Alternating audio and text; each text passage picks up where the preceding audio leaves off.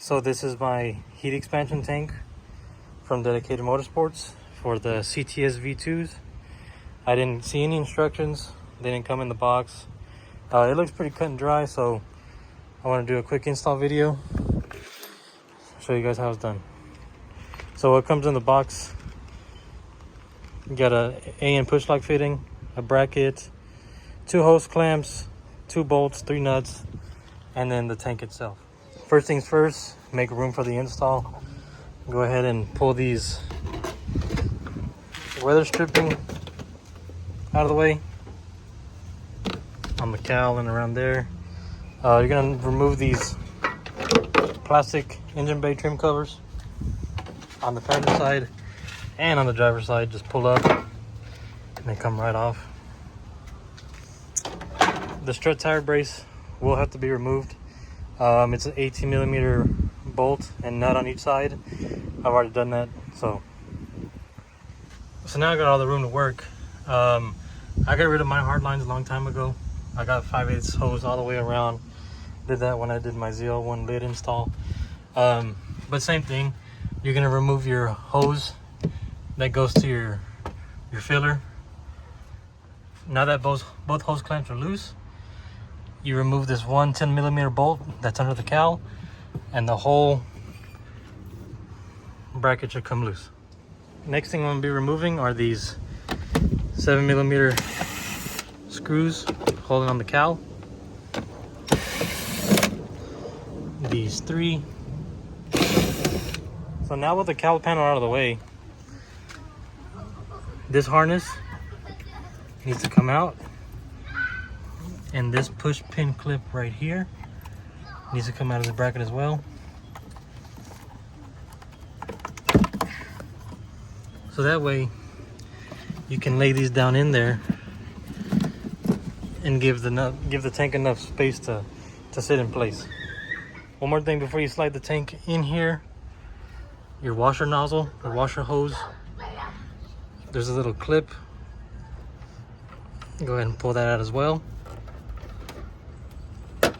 like so, and slide it back. So now we got the tank sitting in there. So it slides in, it comes under the cowl trim, this little clip for the washer hose goes in here like so, and you'll have a bolt and a nut go through this side, and the bracket that came with the tank will go here to this stud. So now we got the tank bolted down, got a supplied bolt and nut there, the washer hose clip there, the supplied bracket bolted down with a stud, and right there, and the cowl panel trim bolted back on. So all we have left now is the, I believe it's the dash 12 AN push lock fitting. That's gonna go here. And just thread that on, and your hose will connect here, and then this one that we took off will go here using the supplied hose clamps. So this is how we're looking with the hoses connected. That one there, that one there. I couldn't go all the way over the barbs. It's not gonna leak, it'll be fine.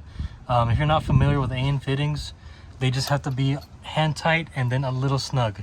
Since they're aluminum, you can over tighten them and hurt the bung or the actual fitting. But now what we gotta do is just start throwing everything back together. 2 things I noticed putting this back together. This ground wire was kind of hanging loose, kind of dangling. I secured it with a zip tie to the heater hoses just because I don't want it rubbing through anything. And if you wanted to, for aesthetic purposes, I guess you get a cutoff wheel and cut those 2 ears off if you wanted this to look a little cleaner. It doesn't bother me, but just a little afterthought. And that's the final product. It tucks in the real nice, really clean install.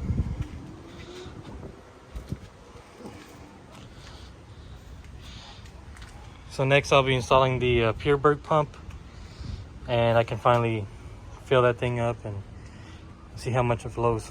But thanks for watching.